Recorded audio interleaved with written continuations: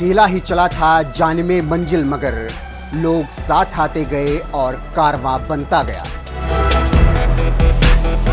कहते हैं अगर जिंदगी जिद पर हो और कुछ पाने के लिए लगन हो तो एक के बाद एक लोग आपके साथ जुड़ते चले जाते हैं और वो साथ एक दिन कारवां बन जाता है।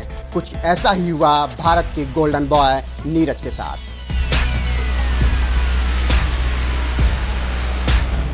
अपनी मंजिल पाने के लिए नीरज चोपड़ा चले तो थे अकेले, लेकिन उनके अंदर छिपे करिश्मे को कई लोगों ने तराशा और इन कई नामों में से एक नाम बेहद खास है जो अंत तक नीरज चोपड़ा के साथ जुड़े रहे। गुरु गोविंद दो खड़े काके लागू पाए, बलिहारी गुरु आपने गोविंद यो बताए।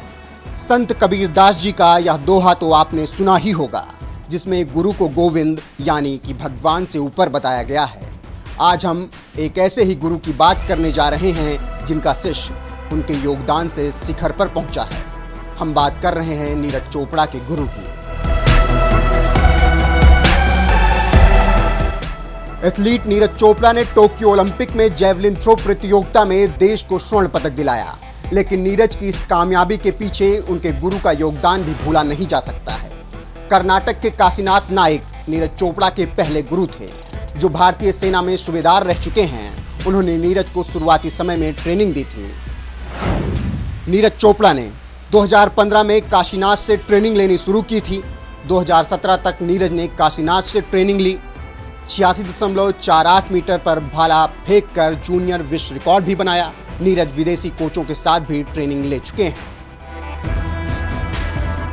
आपको बता दें कि काशीनाथ नायक अपने शिष्य नीरज की इस उपलब्धि से बेहद खुश हैं। नाइक कहते हैं, मैं 2013 से 2019 तक भारतीय सेना का कोच था। अब मैं आर्मी स्पोर्ट्स में हूँ। 2015 में जब नीरज चोपड़ा हमारे साथ शामिल हुए तब वह भारतीय सेना के लिए कोच थे। तब वह 70 मीटर तक जैवलिन फेंका करते थे।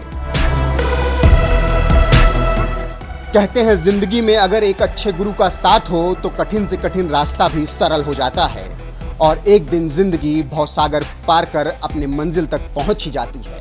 इसीलिए तो आज नीरज चोपड़ा को जब भी मौका मिलता है वो अपने गुरु काशीनाथ नाइक की तारीफ करने से नहीं चूकते, क्योंकि नीरज अपने गुरु की अहमियत और उनके योगदान को अच्छी तरीके से समझते हैं।